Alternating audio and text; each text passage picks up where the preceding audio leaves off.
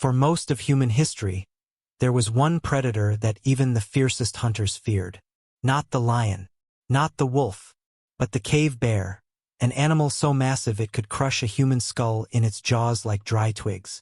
Archaeologists have uncovered ancient bones deep in caves, marked not just by bare teeth, but by human spears. What does this mean? It means that our ancestors, small bands of Homo sapiens struggling to survive the endless winter of the Ice Age, walked willingly into the darkness to challenge a monster they had no guarantee of defeating. Why? Because to walk away empty-handed meant starvation. To win meant survival. Tonight, you will step into that cave with them and discover how fragile humanity dared to defy the giants of the dark. The world 25,000 years ago was a world of endless struggle, of harsh winds and relentless ice, of creatures larger and stronger than anything that walks the earth today, and of a species still young in its dominion, still uncertain in its place among beasts and storms. This was the late Ice Age, a time when vast sheets of ice stretched across continents, when mammoths roamed the frozen plains, when reindeer herds thundered across tundra, and when predators with fangs like swords prowled the shadows. But among all of these, one beast embodied the sheer terror of the Ice Age night more than most. The cave bear, a massive creature weighing half a ton, towering over a man even on all fours, with claws sharper than the best stone tools that Homo sapiens could fashion, and with the strength to rip apart any hunter who dared challenge it. For countless generations, humans had both feared and revered these beasts, for they were not just predators but rivals, competing for the same shelters, the same scarce resources, the same fragile foothold in a frozen world that offered no mercy. It is in this setting that our story begins, with 4 Homo sapiens, members of a small band scattered across the Siberian frontier of 25,000 BC. They were not warriors in the modern sense, nor scientists cataloging life in cold notebooks, but survivors, each breath a defiance against the cold, each heartbeat a reminder that their lineage had endured because of adaptation, ingenuity, and courage. There were 2 men, hardened by countless hunts and scarred by battles with beasts. One woman, fierce and resourceful, the keeper of fire and knowledge, and one boy, not yet a man, but old enough to learn the ways of survival and to stand in the shadow of giants. Their journey on this particular day would lead them not to the herds of deer or the herds of mammoth they usually pursued, but to the mouth of a cave that had long been marked in memory as both sanctuary and danger, for within it dwelled one of the last and greatest cave bears of the age. The air was sharp, cutting at their lungs with every breath. Their clothing was stitched together from furs of wolves and reindeer, layered for warmth, patched again and again until no scrap of hide was wasted. They carried spears tipped with flint, carefully napped into points that could pierce thick hide if driven with enough force, and each spear was balanced with weight and reach that had taken years of trial and error to perfect. Around their necks hung small charms, teeth and bones of animals slain, reminders of past victories, tokens meant to summon courage against the unknown. As they walked across the snow, their footprints trailing behind them like fragile scars on the white expanse, they knew that the hunt ahead was unlike any other, for it was not merely meat they sought. It was dominance, survival, and perhaps even the spiritual triumph of man over beast. The cave bear was not simply another prey animal.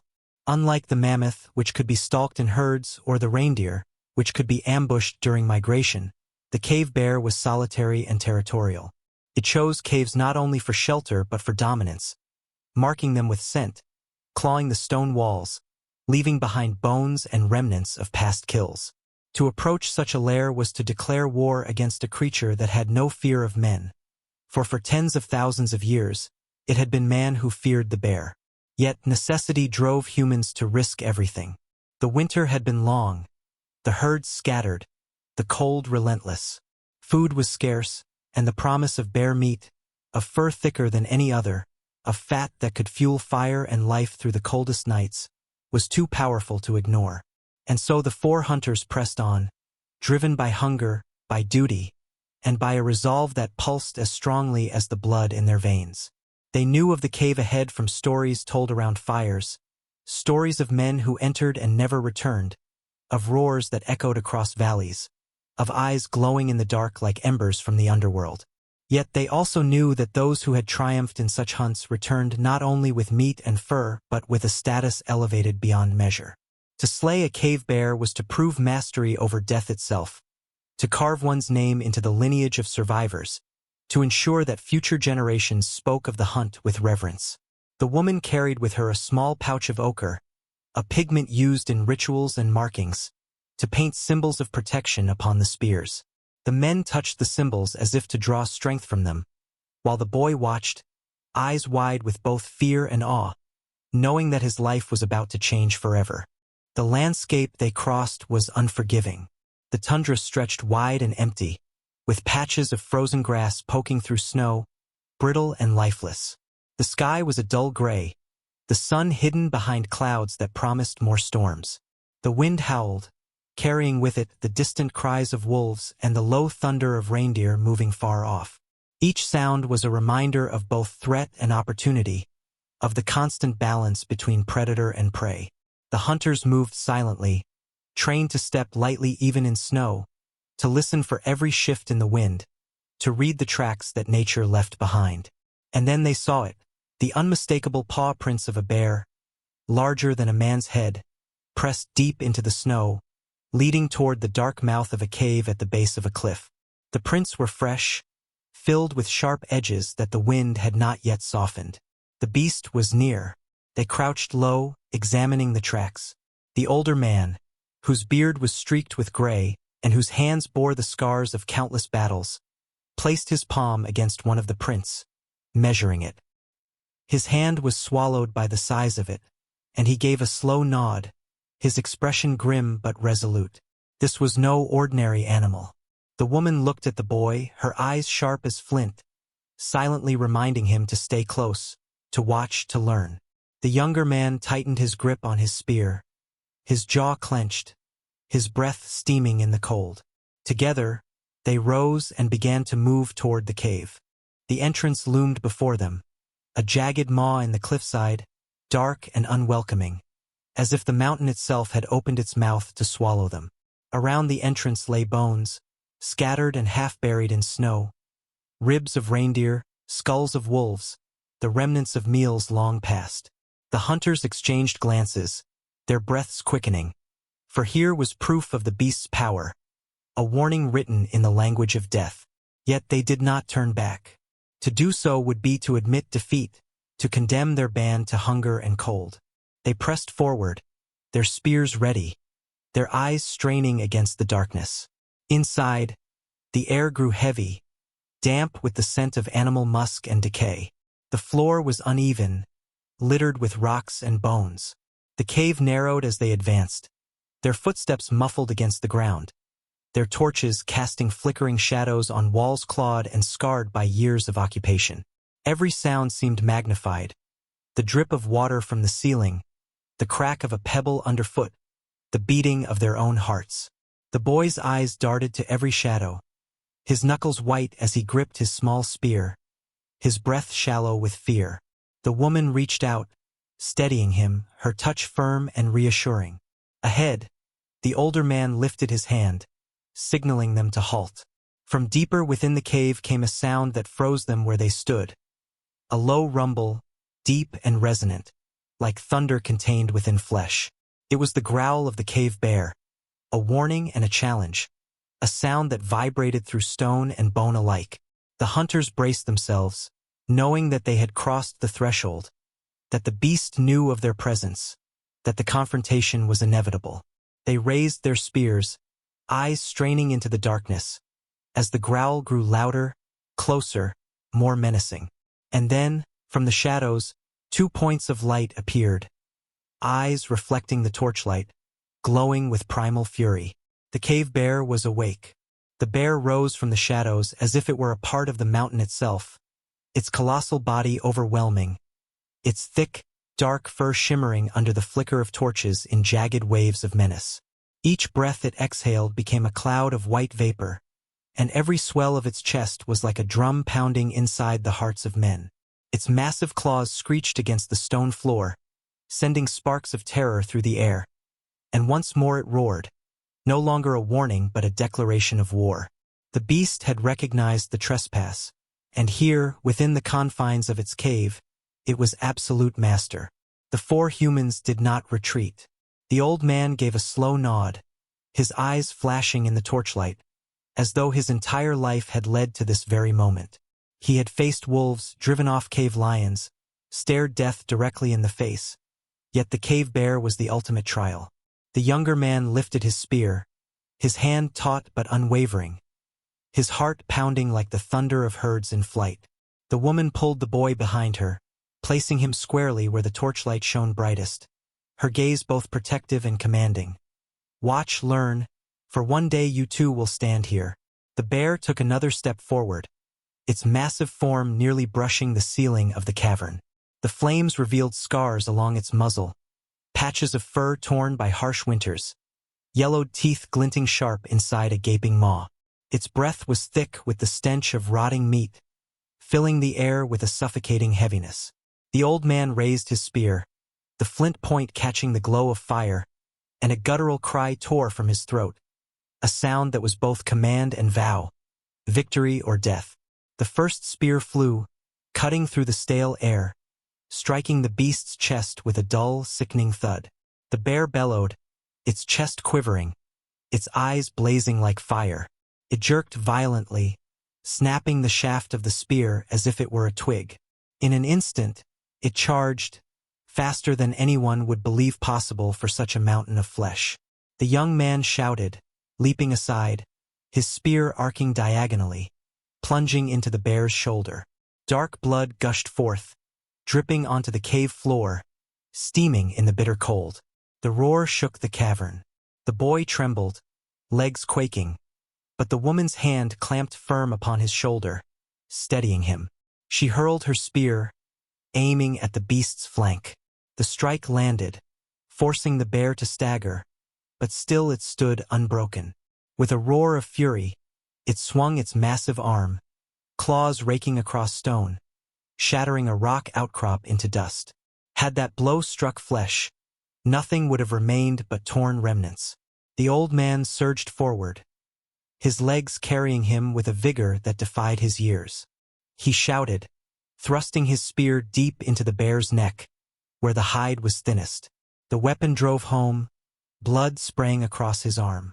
The bear shrieked, rearing upright onto its hind legs, towering like a living mountain, blotting out the torchlight. It swung down with savage force, striking the old man and hurling him to the cave floor. The sound of the impact reverberated, twisting the hearts of all who heard. The woman cried out, the boy wailed, and the young man charged forward, desperate to divert the beast. The battle spiraled into chaos, a storm of man and beast. Spears splintered and shattered, shards of flint scattering across the stone. The breath of the bear mingled with that of the hunters, a feverish furnace of survival and fury within the cold tomb of the cavern. The beast's eyes blazed with primal fire, yet the hunter's eyes shone equally fierce, the fire of a species that would not bow. Every heartbeat was a verdict of life or death, every movement the razor edge upon which the fate of the group balanced, and with it the fate of their distant kin awaiting in hunger and hope. Though crushed to the ground, the old man struggled to rise. Blood streamed from his arm, but he refused surrender. Clutching the broken shaft of his spear, he lunged once more, stabbing into the bear's belly.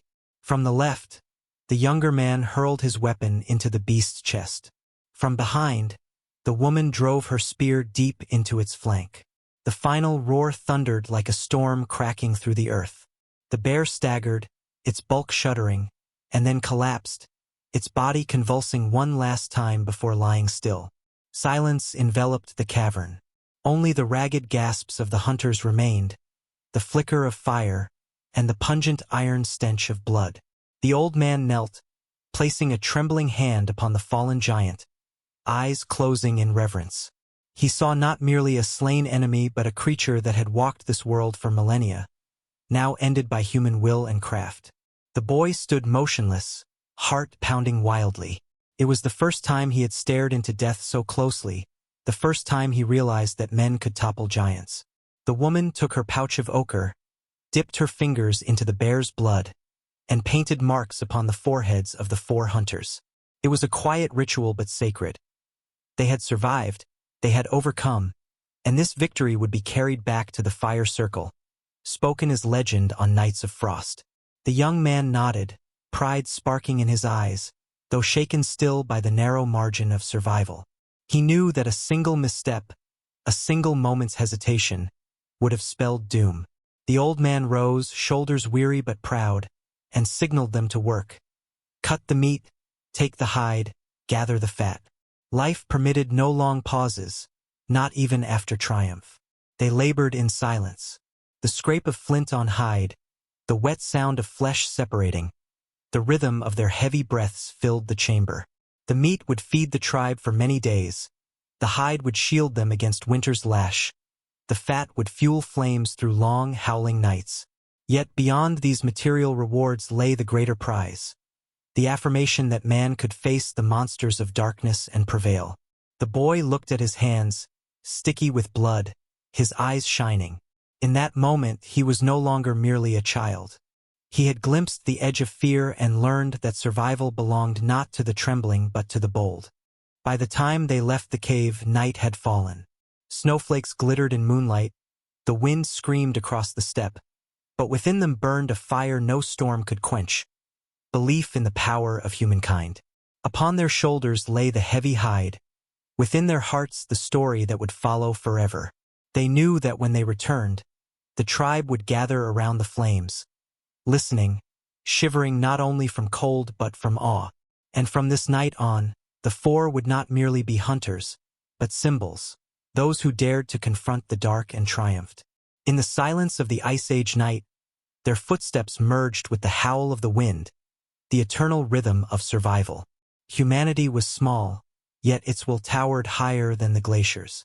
The hunt of the cave bear was but one chapter in the great chronicle of mankind, a chronicle written in blood, sweat, and firelight, a story of endless struggle and unyielding ascent.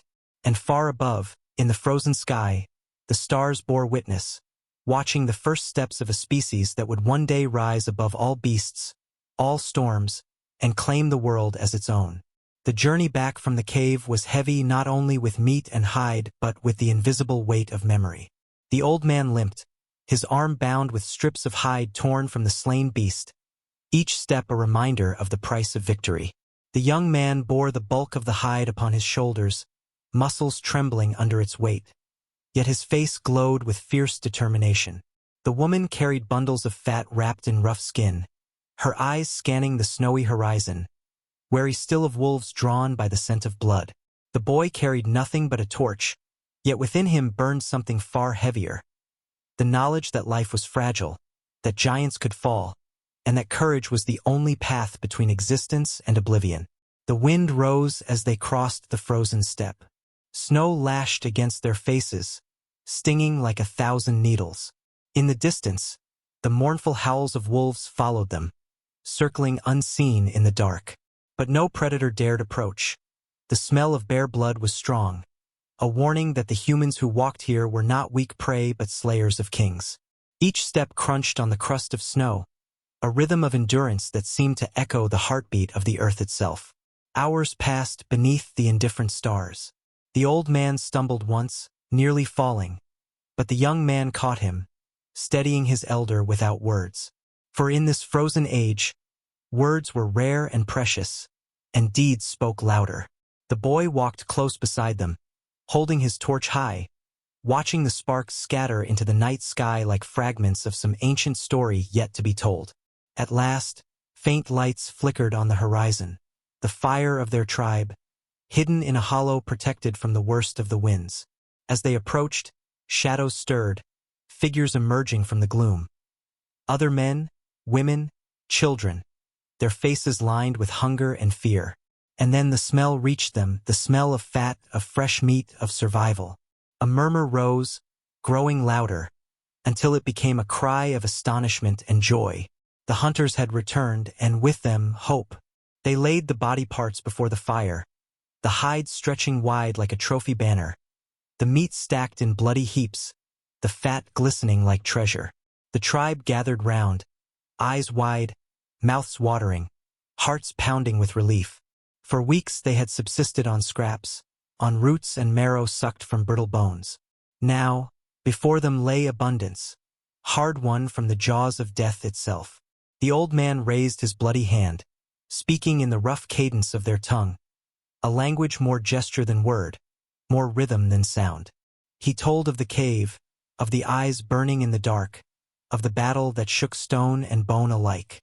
The tribe listened, rapt, their faces glowing in firelight.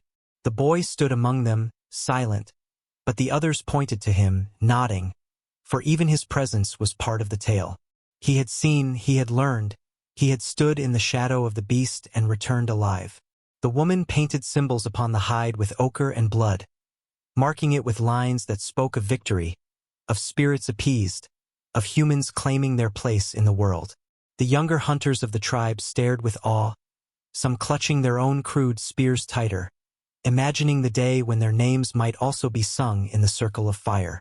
The children crept close, touching the fur, gasping at its thickness, their eyes widening as if the bear were still alive. That night the tribe feasted. Fat sizzled over the flames, the rich smell rising into the cold air. They ate until their bellies were full, until warmth returned to their limbs, until laughter, rare and fragile, echoed through the dark. But beyond the feast, beyond the satisfaction of hunger, there was something greater, a shift in the balance of fear. For generations they had spoken of the cave bear as a creature beyond man's reach, a spirit of darkness that claimed lives at will. Now here it was, silent, conquered, its flesh sustaining them, its hide soon to become cloaks and bedding, its bones to be shaped into tools. The beast had become part of them, absorbed into their survival. As the fire roared higher, the old man's eyes reflected the flames. He thought of the long line of ancestors before him, those who had huddled in caves, trembling when the roar of a bear echoed outside. He thought of the countless hunters who had perished, their names lost to wind and time. Tonight, he knew, their own story would not be forgotten. It would be told and retold, a thread woven into the tapestry of humankind's slow, relentless ascent. The boy sat apart for a moment, staring into the night. He thought of the beast's eyes, glowing in the cave, the way its roar had filled his bones with terror. He thought of his mother's hand on his shoulder, holding him steady, of the blood dripping from his fingers, of the silence that had followed the final fall. He was no longer only a boy. He was part of the story now, bound forever to the great struggle of life against death. The woman came to sit beside him, wrapping part of the hide around his shoulders. Remember, her eyes seemed to say, though no words passed her lips, fear is real, but so is fire, so is the spear, and so is the will to live. The boy nodded, gazing at the stars above. Somewhere in those cold lights, he sensed, was written the path of his people. Not of beasts, but of humans, small and fragile yet daring enough to challenge giants. The wolves howled again in the distance, but their song was no longer a threat. It was part of the night, part of the rhythm of survival. Within the circle of fire, humanity had claimed another victory. The Ice Age pressed on, merciless and vast, but within the hearts of these people there burned a certainty. They were not merely survivors, not merely prey. They were hunters of giants, shapers of destiny, the fragile yet unbreakable thread destined to weave across ages. And so the night passed. Stories were told, songs hummed low, flames danced, and beneath the frozen stars the tribe slept, warm with food, cloaked in the hide of the vanquished. Tomorrow, new struggles would come, storms, hunger, the endless march of cold. But tonight they had conquered the darkness. Tonight they were alive, and that was enough. The days that followed the slaying of the cave bear were unlike any the tribe had known in weeks. Where hunger had once gnawed at their bellies with merciless persistence, now there was abundance. The great beast's flesh, roasted over flames or dried into strips, filled their stomachs and restored strength to weary limbs. Its fat, rendered into precious oil, fueled fires that burned longer than wood alone could ever sustain. Its hide, cut into heavy cloaks and blankets, shielded them from the howling winds of the endless winter. its bones, already being shaped by skilled hands, promised tools and weapons that would serve them in hunts to come. The bear was no longer merely a predator. It had become part of them, woven into their survival, its life fueling their own. Yet abundance did not erase memory. Around the fire, children touched the hide with awe, whispering of the beast that had lived in the cave, their eyes wide with both fear and fascination. The elders told the tale, each time with more detail, their voices carrying into the cold night. They spoke of glowing eyes in the dark, of roars that shook stone, of spears striking true, of blood steaming on frozen rock. The four hunters sat in silence while others told their story, but the old man's gaze often drifted into the flames, as though seeing again the mountain of fur and muscle rising above him. The woman traced patterns in the dirt, remembering the spray of blood, the weight of the spear in her hand.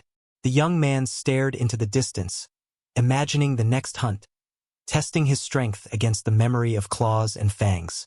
And the boy, he dreamed in fragments, his sleep haunted by eyes of fire, by the thunder of roars, by the moment when he had thought his world would end. The cave bear was dead, but it was not gone. It lingered in their minds as much as in their bellies. For the Ice Age was not a world where triumph lingered long. The snow fell heavier in the days after the hunt, driven by winds that screamed across the plains like a chorus of spirits. Herds of reindeer moved further south, beyond the reach of the tribe. The mammoths too wandered, their massive shapes vanishing into storms. Even the wolves were scarce, following their prey into distant valleys. Though the bear had given them life for now, the hunters knew that scarcity would return, that hunger was never defeated, only delayed. One evening, as the fire sputtered low, the old man rose. He lifted a bone spearhead he had carved from the bear's ribs and held it aloft so the firelight glinted across its surface. In his guttural tongue, with gestures sharp and certain, he spoke of what lay ahead. The bear had given them a gift, but it also gave a warning. Strength alone was not enough. They must always be vigilant, always prepared. For the world beyond the circle of fire was vast and merciless. His words, few though they were, struck deep, for they knew he spoke the truth. The next morning, the tribe prepared for the storm. The wind had already shifted, carrying with it a bitter edge, a promise of fury. Snow fell in sharp, blinding flakes, and the horizon vanished into a wall of white. They reinforced their shelters of hide and bone, stacking branches, piling snow as insulation. Fires were fed constantly, flames leaping high to keep the cold at bay. Children huddled close to their mothers, listening to the howl outside, their small hands clutching scraps of hide. The hunters sharpened spears, eyes narrowed, as though expecting not only the storm but something within it. For storms brought danger beyond cold. Storms drove beasts into desperation, sending them prowling closer to human fire. The smell of food, of bear fat, of safety, these were lures to hungry predators. And though the cave bear was gone, other giants remained. The wolves were many. The lions of the Ice Age, larger than any lion today, still roamed. Even the shadow of the saber-tooth lingered in whispers. The boy sat near the fire, knees drawn to his chest, staring at the dancing flames. His mind returned again and again to the bear's eyes, to the sound of its roar in the cave. He remembered the old man falling, the woman's cry, the spear striking flesh. He remembered the silence that followed, the stillness of death. Yet most of all he remembered the moment before, the moment when he had thought all was lost, when terror had frozen him. He wondered if one day he too would hold a spear, if his hands would be steady, if his heart would be strong enough. The woman placed her hand on his shoulder, her gaze meeting his. In her eyes he saw both challenge and reassurance. She knew his thoughts, for she had once been him. The storm raged for 3 days and 3 nights. Snow piled high, sealing the entrances of their shelters. The fire consumed much of the fat, hissing as it burned, but without it they would have frozen. Men ventured out only briefly, breaking paths through drifts, checking for signs of predators. Each time they returned, their beards and hair crusted with ice, their bodies shaking with cold. On the fourth morning, silence fell. The wind ceased, and the sun returned, pale and weak but golden on the horizon. The tribe emerged from their shelters into a world transformed, white, endless. A silence so deep it felt sacred. But silence, too, was dangerous. Could mean predators waited, cloaked in stillness. The old man raised his hand, signaling the hunters to spread out. Tracks soon appeared in the snow, fresh and many. Wolves. A pack had passed nearby, drawn by the scent of bear fat. The young man knelt, studying the prints, his jaw tightening. He knew the wolves would return, for they always did. Hunger drove them as surely as it drove men. That night the howls came, long, mournful cries that rose and fell across the frozen plain, surrounding the camp. Eyes glinted at the edge of firelight, low to the ground, shifting, circling. The children whimpered, clinging to their mothers. Spears were lifted, shields of hide raised. The boy clutched a burning branch, his knuckles white. The old man stood tall, his voice calm but firm, chanting words that steadied the tribe. The woman stood at the front, her spear poised, her breath steady. The young man crouched, muscles taut, ready to strike. The wolves advanced, shadows melting into the snow, their teeth bared, their eyes gleaming with hunger. The fire crackled, casting light and shadow in quick flashes. The tribe braced for another battle, one not against a single giant, but against many hunters, cunning and relentless. And in that moment, the boy realized what survival meant. Not just the courage to face beasts, but the strength to stand together, to hold the fire against the endless dark. The howls rose and fell in the distance, weaving through the night like a song of death. The wolves circled closer, their shapes little more than shadows beyond the reach of firelight. Each flicker of the flames revealed a glint of eyes, yellow and hungry, staring from the dark. The tribe huddled together, forming a ring of spears and torches around the children and the weakest. The air was thick with the smell of smoke, blood, and fear. The old man stepped forward, leaning on his spear, his voice a low growl in the guttural tongue of his people. He spoke not just to the tribe, but to the wolves themselves, as if warning them. Here is fire, here is will, here are humans who will not be easy prey. The wolves answered with a chorus of howls, spreading wide, their numbers too great to count. The young man crouched near the fire, his eyes fixed on the shadows. His grip on the spear was tight, knuckles white. He could feel his blood rushing, the beat of his heart in his ears. He remembered the bear, the moment when he had hurled his spear into its chest, and he steeled himself for another test. The woman stood beside him, calm but resolute, her body poised like a coiled spring. The boy clutched a burning branch, his breath shallow, his mind torn between fear and the memory of triumph. Then the first wolf came.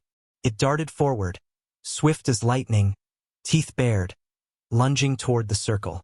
A spear shot out, striking its side, sending it tumbling back with a yelp. The pack roared to life, more shadows rushing from the dark.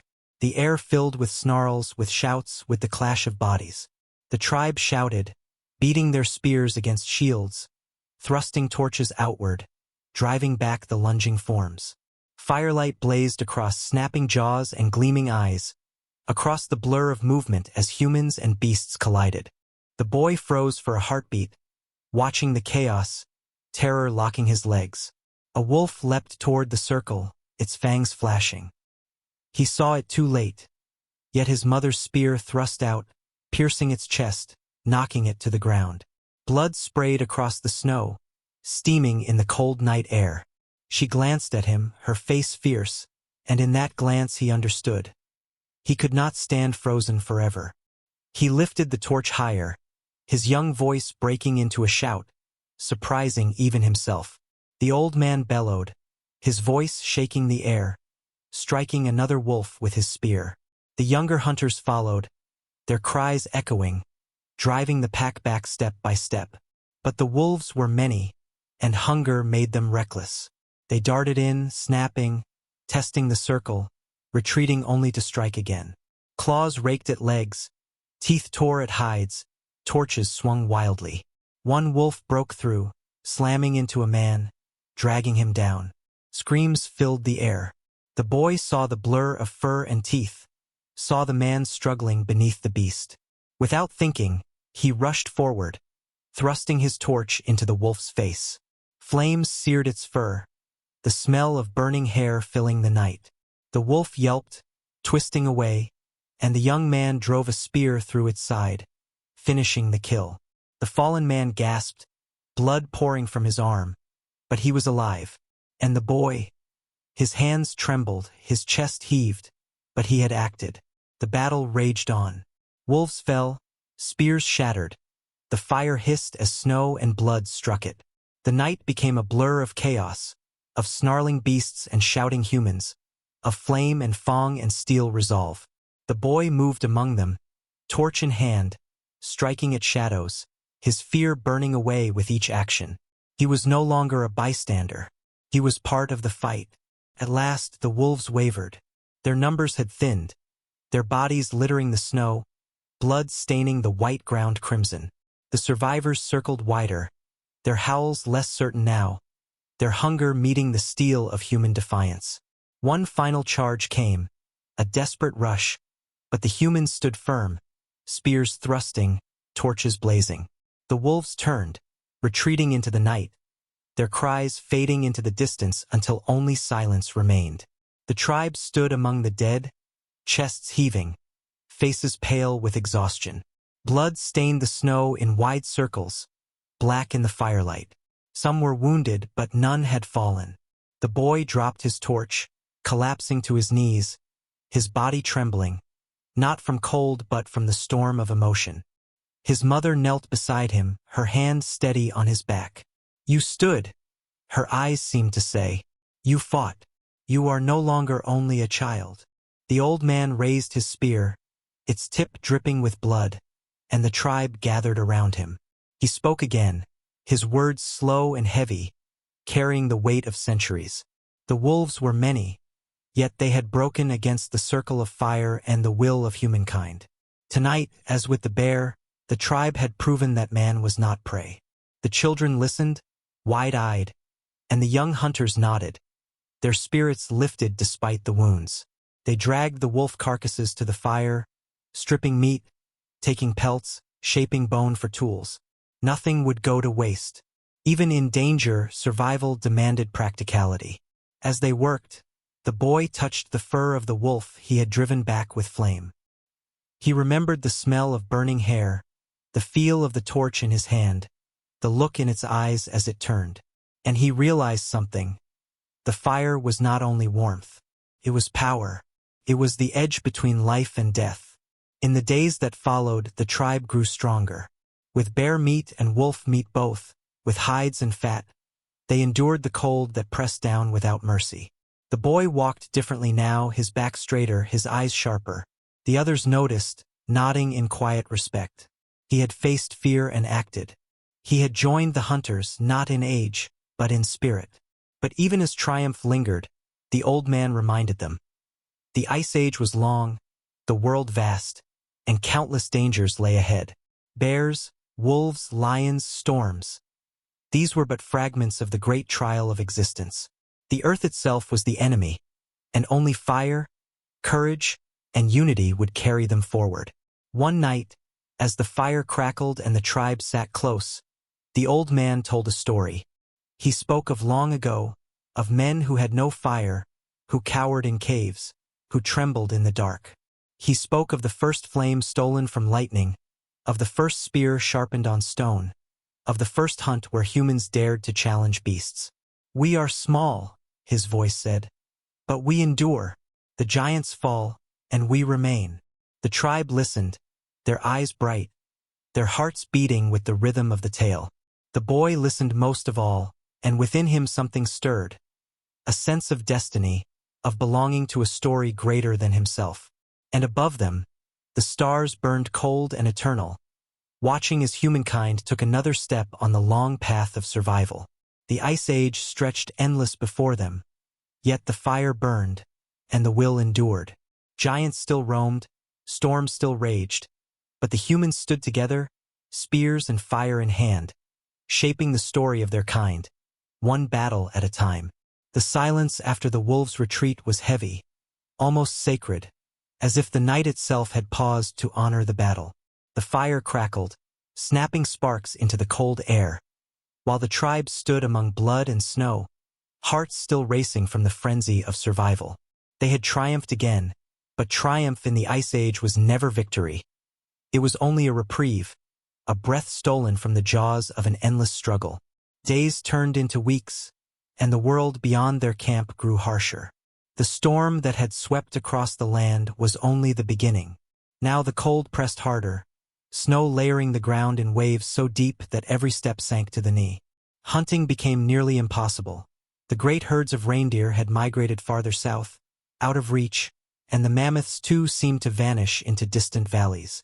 The tribe had meat from bear and wolves, but supplies dwindled with each passing day. Hunger was a constant presence, gnawing at the belly like an unseen predator.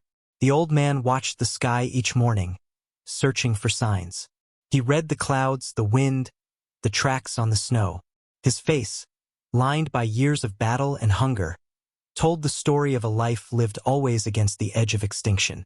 He knew that survival was not guaranteed, that even the strongest could falter when the land itself became the enemy. The boy, once trembling before the bear, then before the wolves, now carried himself differently. He joined the hunters as they checked traps, as they scouted the frozen ridges. His torch had been replaced by a short spear, fashioned from the ribs of the bear and tipped with sharpened stone. The young man taught him how to thrust, how to feel the weight in his arm, how to aim for the vital places where life could be ended in a single strike. The woman showed him how to mend torn hides, how to stitch with sinew so tight that no wind could slip through. Even the old man, who spoke rarely, nodded to him now, a silent acknowledgement that he had stepped onto the path of those who bore the weight of survival. Yet hunger sharpened all senses, and fear never left them. The children cried at night, their small stomachs empty. The hunters returned from long searches with little to show. The snow concealed everything, masking tracks, smothering scent. One evening, when the fire had burned low and the tribe huddled close, the old man spoke again. He gestured toward the mountains to the east, jagged teeth of stone against the pale horizon. There, he said, the caves might hold more game, or even bones of ancient kills, hidden stores of marrow and fat.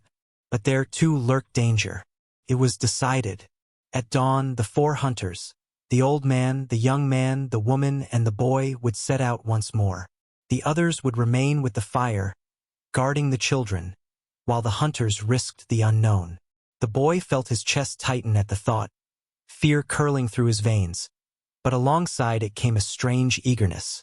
Each step into the dark was a step toward proving that he belonged among them. The morning came, gray and bitterly cold. Wind cut across the plain as the 4 figures trudged eastward, spears in hand, cloaks of hide pulled tight against their bodies. The snow was crusted hard, glittering beneath the weak sun, their breath rising in plumes. Hours passed in silence, broken only by the crunch of boots and the occasional cry of a raven circling overhead. The land stretched vast and empty, beautiful in its cruelty. By midday they reached the foothills. Shadows clung to the valleys, the air colder here, the silence deeper. The old man led, his steps sure, his eyes scanning every hollow and ridge. He found faint tracks, claw marks in the snow, the outline of paws larger than a man's hand. He knelt, touching the prints with fingers calloused from years. His gaze lifted to the others. His voice was low, almost reverent. "Cave lion," he said, though words were few. "The largest of cats, nearly as fearsome as the bear they had slain." The boy felt his throat tighten. The cave lion was legend among the tribe, spoken of in whispers. A beast with fangs longer than a man's finger, stronger than any wolf, swifter than any hunter. It hunted alone, silent and deadly. To face such a creature was to gamble with death itself. Yet the old man's eyes did not waver. If they could kill it, the tribe would feast for weeks. Its hide would shield them better than anything else. Its very presence was both a threat and an opportunity. They followed the tracks deeper into the hills. The snow grew thinner here, the wind quieter, as if the mountains themselves hushed in anticipation. The tracks led to a cavern mouth, dark as the maw of the earth, fringed with icicles that dripped in the cold light. A faint musky smell drifted from within, heavy and primal. The hunters crouched in the shadows, their breath shallow, their bodies tense. The old man raised his hand, signaling silence. Inside the cave, the darkness was alive. The woman lit a torch, its flame casting long shadows across jagged stone. The air was warm here, heavy with the scent of animal. Bones littered the floor. Reindeer skulls, broken spines, the gnawed remains of countless hunts. And then they heard it, a low, rumbling growl, vibrating through the stone. The hairs on the boy's neck rose. His heart thundered in his chest. From the darkness, the lion emerged. Its body was massive, shoulders higher than a man's waist, muscles rippling beneath golden fur. Its eyes glowed amber, fixed upon the intruders.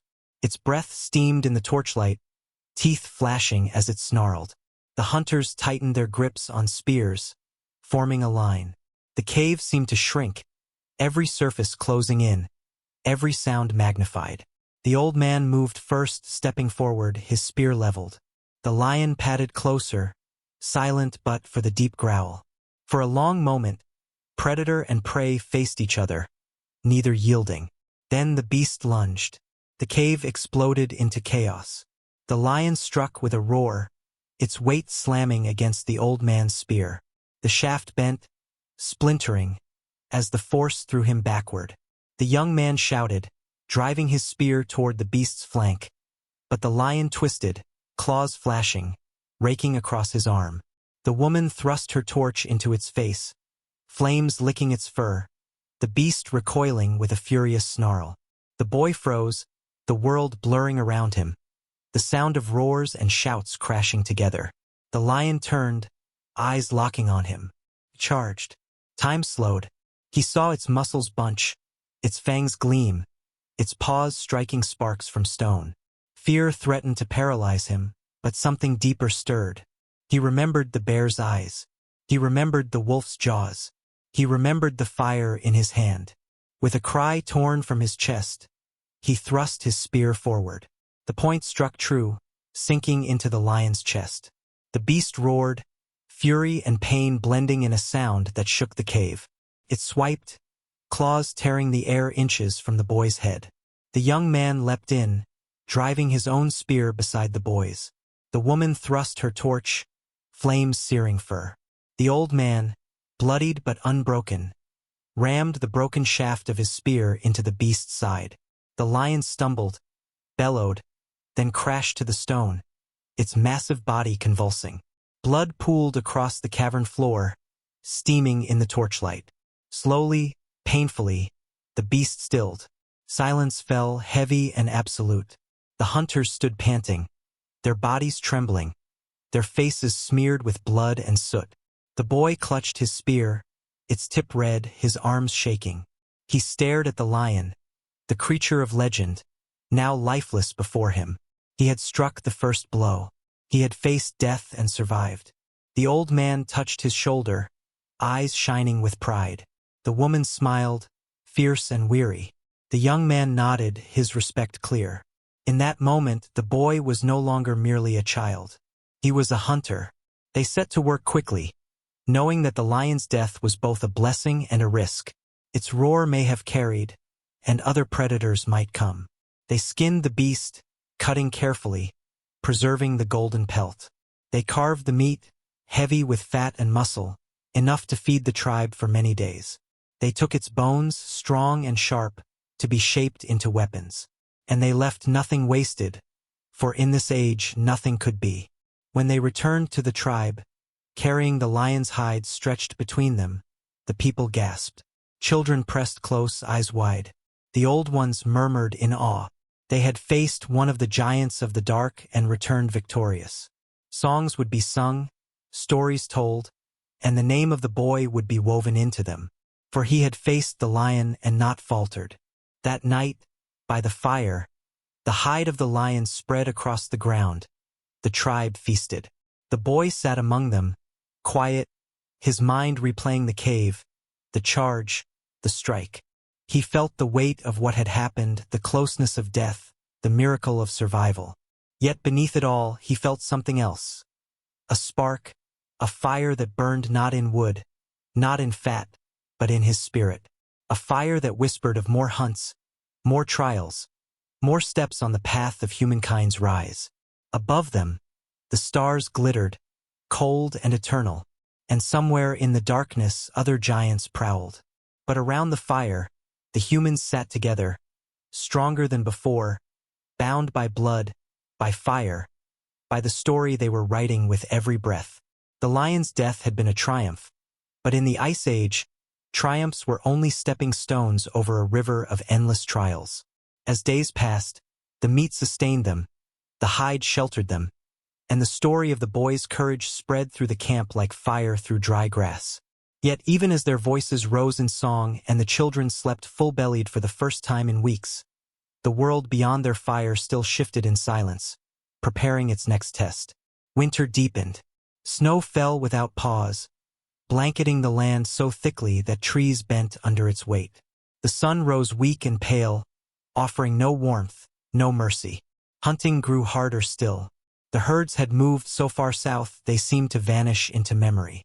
The frozen rivers yielded little fish, their depths sealed under ice thick enough to break bone tools. Hunger crept back, slow but certain, gnawing once more at the tribe's strength. The boy trained each day, his arms sore from the spear, his hands raw from scraping hides, his stomach as empty as anyone's. Yet inside him burned a new determination, a flame kindled not by food or warmth but by the memory of the lion's eyes as it fell. He had struck, he had survived, and now the burden of survival no longer felt foreign. He knew the tribe looked at him differently, that even the old man measured him now as a hunter in his own right. Then came the day they saw smoke. It rose faint on the horizon, a smear of gray against the endless white. At first they thought it was a forest fire, but the snow was too heavy for that. The old man narrowed his eyes, his face grave. It was no fire of nature. It was the fire of men. Another tribe. Fear rippled through their camp. They were not alone in this frozen wilderness. Others had survived. Others fought the same endless battle against hunger and cold. Sometimes, when tribes met, they shared, traded, mingled their bloodlines. But other times it was war. The Ice Age had no room for mercy when food was scarce and survival demanded sacrifice. The hunters prepared. Spears were sharpened, stones chipped to finer points, torches gathered. The women gathered the children, tightening hides around them, whispering prayers to the fire. The boy watched it all, his chest heavy with dread. He had faced beasts, but beasts did not lie, did not betray. Humans were different. Humans could be more dangerous than any lion. At dawn, the strangers came, dark shapes against the snow, moving with caution but purpose. 10 of them, perhaps 12, wrapped in hides of mammoth and reindeer, their spears long, their eyes hard. They stopped at the edge of sight, watching, weighing. The old man stepped forward, raising his arms, showing he carried no weapon. He shouted across the distance, words carried on the wind, words of peace, of parley. For a long moment, silence. Then one of the strangers stepped forward, taller than the rest, his chest broad, his eyes sharp as flint. He shouted back. The words were different, twisted by another tongue, but meaning could be read in tone, in gesture. His hand swept across the camp, across the hides and the fire and the children. His meaning was clear. They demanded food, shelter, perhaps even submission. The old man shook his head. His reply was firm. They had nothing to give. They had only enough for their own. The boy saw the stranger's face harden, saw the spears shift behind him, saw the moment when the possibility of peace crumbled like thin ice. The battle came swift. The strangers surged forward, shouting, their feet pounding through snow. The tribe met them with cries of defiance, spears thrusting, torches blazing. The air filled with the clash of wood and stone. The screams of men locked in struggle, the chaos of survival turned against their own kind. The boy fought beside the young man, his spear shaking in his hands. He saw faces twisted with fury, eyes filled with hunger and desperation. He thrust, felt his weapon strike flesh, felt the shudder of life breaking beneath his hands. It was not a beast this time. It was a man. The shock rattled him, but there was no time to falter. Another attacker came, and the boy screamed, striking again, blood spraying hot against the snow. The woman fought like fire, her torch sweeping arcs of flame, driving back those who sought the children. The old man, though his body bent with age, moved with the strength of memory, his spear finding weakness in foes who underestimated him. But the battle was brutal, and the snow drank deeply of blood, red spreading across white in widening stains. At last the strangers broke. Some lay still, some fled into the horizon, their cries fading in the wind. The tribe stood, battered, bloodied, but unbroken. They had defended their fire, their children, their survival. Yet the victory brought no joy, for in the snow lay men, not beasts. Their bodies stared with lifeless eyes, their blood steaming in the cold.